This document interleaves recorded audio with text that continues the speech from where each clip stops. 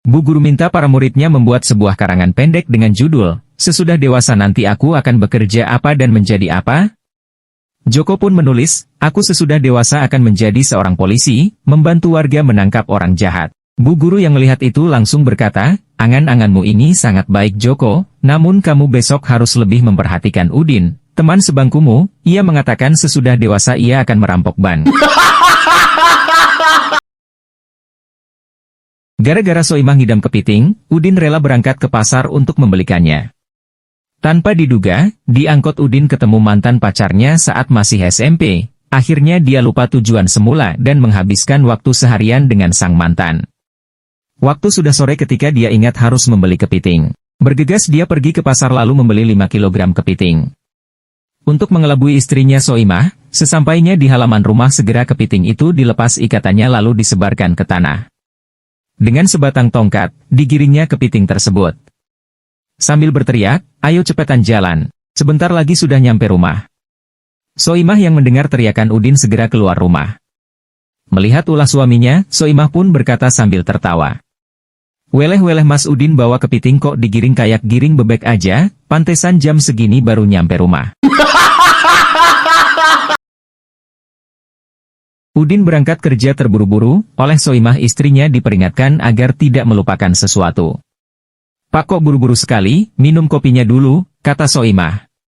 "Buru-buru Mama, minum kopinya nanti saja di kantor sudah ada," jawab Udin. "Pak, koran paginya gak dibawa," kata Soimah lagi. "Tidak usah Mama, di kantor juga ada," jawab Udin. "Ya sudah deh, kalau gitu cium Mama aja dulu," kata Soimah manja. "Tidak usah Mama, di kantor juga ada," kata Udin. Menjelang Idul Fitri Soimah tertarik membeli kosmetik mahal asli Paris bukan beli dari MLM seperti teman-temannya. Kosmetik ajaib yang membuat pemakainya akan tampil jauh lebih muda dari usianya.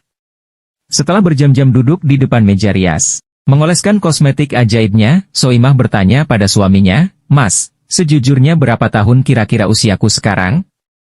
Suaminya kemudian memandang lekat-lekat istrinya tercinta, "Kalau dilihat dari kulitmu usiamu 20 tahun, kalau rambutmu 18 tahun dan penampilanmu 25 tahun. Ah Mas Udin pasti cuman menggoda." "Jadi berapa tahun Mas yang benar?" jawab Soimah sambil tersipu manja. "Tunggu dulu sayang, saya ambil kalkulator, saya jumlahkan dulu ya." Suatu hari, Udin seorang murid SMA terlambat masuk sekolah. Ia kemudian ditanya oleh gurunya, "Kamu ini kenapa bisa terlambat?" Udin pun menjawab, "Setahu saya Pak, tidak ada kata terlambat untuk menuntut ilmu." Udin berencana untuk menonton film di bioskop dekat apartemennya. Setelah duduk dan film akan segera diputar, datanglah dua wanita yang duduk di barisan depannya.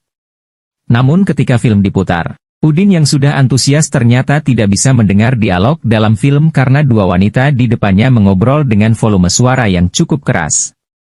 Udin yang merasa jengkel kemudian berusaha menegur kedua wanita tersebut. "Maaf Mbak, saya tidak kedengaran," ucap Udin. "Ya bagus dong gak dengar." "Ini kan percakapan rahasia," jawab salah satu wanita tersebut. Udin dan Soimah sedang berada dalam mobil, menyusuri jalan dalam kota, dan saling mendiamkan karena beberapa menit lalu mereka baru saja beradu argumen. Tak lama, mereka melewati sebuah area persawahan di mana banyak terdapat kambing dan sapi yang sedang merumput.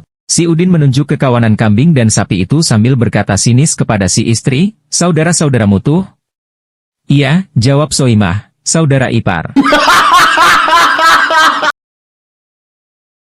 Seorang PNS memanggil tukang cendol yang lewat.